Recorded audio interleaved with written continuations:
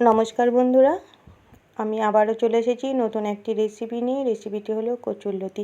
আজকে এই কচুরলতি রেসিপিটি একদম আলাদাভাবে বানাবো, একটুও গলা ধরবে না আর একদম আলাদা পদ্ধতিতে বানাবো। আপনারা স্কিপ না করে সম্পূর্ণ দেখবেন, তাহলে আপনারাও খুব সহজে বানিয়ে নিতে পারবেন।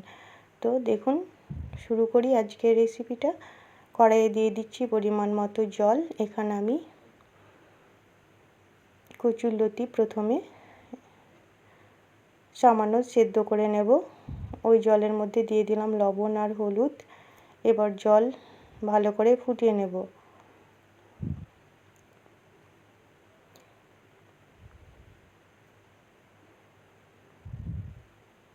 দেখুন, জল খুব সুন্দর করে বা সুন্দরভাবে ফুটে গেছে। এবার কচুরলতিগুলো দিয়ে দিলাম, বেশ কিছুক্ষণ ফুটিয়ে নেব।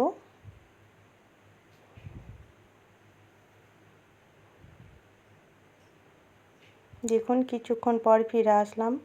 খুব সুন্দরভাবে ফুটে গেছে এবং সেদ্ধ হয়ে গেছে। আমি একটা ছাঁকনাতে তুলে নিচ্ছি। ভালো করে জল ঝরিয়ে নিতে হবে, কারণ কচুরলতিতে জল থাকলে কিন্তু বন্ধুরা গলা ধরার সম্ভাবনা থাকে। তো ভালো করে আমি ছাঁকনাতে জল ঝরিয়ে নিচ্ছি।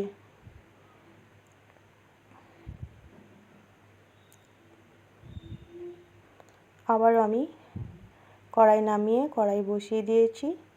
কড়াইয়ে দিয়ে দিচ্ছি পরিমাণ মতো সরিষার তেল। আজকে আমি চিংড়ি মাছ দিয়ে এই কচুরলতি রেসিপিটি বানাবো। দেখুন, তেল গরম হয়ে গেছে।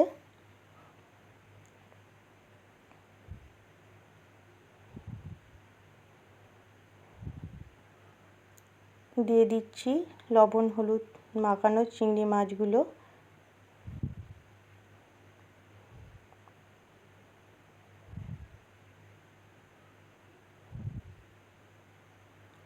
মাছগুলো ভালো করে ভেজে নেব। দেখুন, কিছুক্ষণ পর ফিরে আসলাম। মাছগুলো খুব সুন্দর করে ভাজা হয়ে গেছে। এবার একটু নাড়াচাড়া করে অন্য পাত্রে তুলে নেব।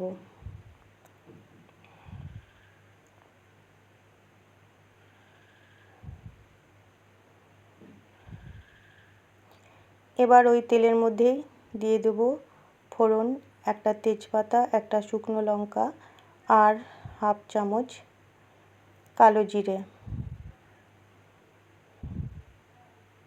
ফোড়নের তেল খুব সুন্দরভাবে গরম হয়ে গেছে আর একটা সুন্দর গন্ধ বেরিয়েছে।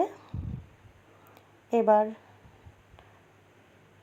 দিয়ে দিলাম কেটে রাখা পেঁয়াজ। এখানে আমি বড় সাইজের দুটো পেঁয়াজ নিয়েছি।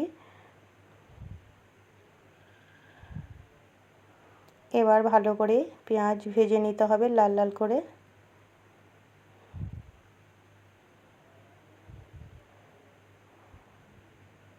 কিছুক্ষণ পর ফিরে আসলাম। পেঁয়াজ খুব সুন্দর করে দেখুন ভাজা হয়ে গেছে। এবার ওই পেঁয়াজের মধ্যে দিয়ে দিচ্ছি একটা মশলার পেস্ট। এই মশলাতে আছে সামান্য আদা, 8-10 কোয়া রসুন আর 6টা কাঁচা লঙ্কা। এবার ভালো করে কষিয়ে নেব পেঁয়াজের সঙ্গে আদা রসুন লঙ্কার পেস্ট, যেন মশলার কোনো কাঁচা গন্ধ না থাকে।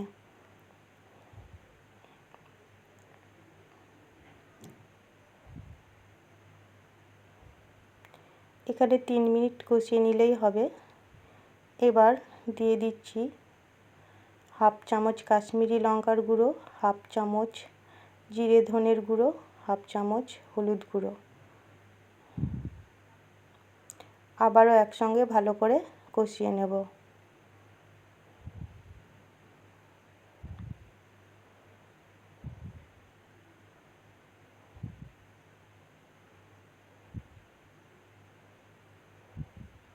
কিছুক্ষণ কষানোর পর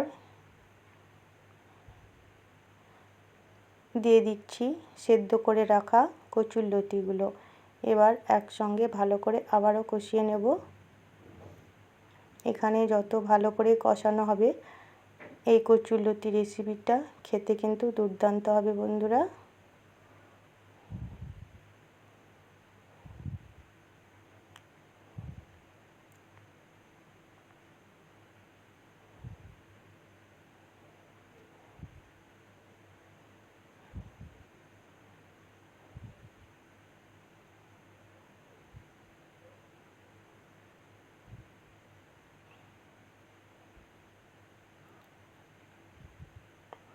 দিয়ে দিলাম স্বাদ মতো লবণ। আবারও একসঙ্গে ভালো করে কষিয়ে নেব, যেন কচুর লতিতে যেটুকু জল আছে সেই জলটুকুও না থাকে, তাহলে কিন্তু বন্ধুরা জল থাকলে গলা ধরার সম্ভাবনা থাকবে। আর কিন্তু কষিয়ে কষিয়ে জল যদি শুকনো হয়ে যায় তাহলে কিন্তু গলা ধরবে না বন্ধুরা। দেখুন 5 মিনিট কষানোর পর আমি ফিরে আসলাম। এখানে কিন্তু গ্যাসের ফ্লেম মিডিয়াম ছিল। দিয়ে দিলাম 1 চামচ সর্ষে পাউডার। এখানে পাউডার সর্ষে ছিল, যেটা আমি সামান্য জলে গুলে দিয়ে দিলাম।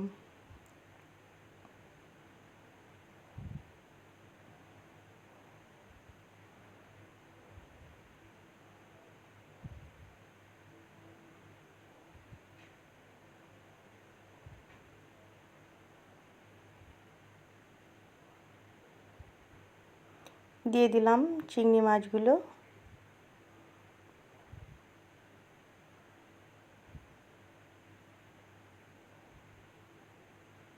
আরও কিছুক্ষণ রান্না করে নেব।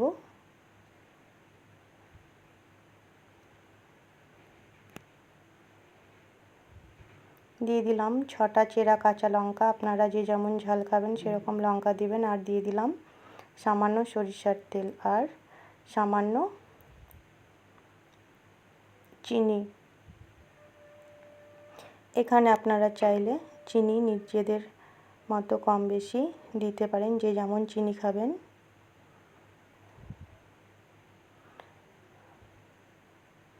আর আপনারা চাইলে কিন্তু এখানে লাস্টে মনে যদি করেন যে গলা ধরার সম্ভাবনা থাকবে বা গলা ধরতে পারে, তাহলে আপনারা তেঁতুলগুলোর জল দিয়েও 2 মিনিট রান্না করে আপনারা নামিয়ে নিতে পারেন। আমি তেঁতুলগুলোর জল দিলাম না, আমার মনে হয় রান্নাটা গলা ধরবে না।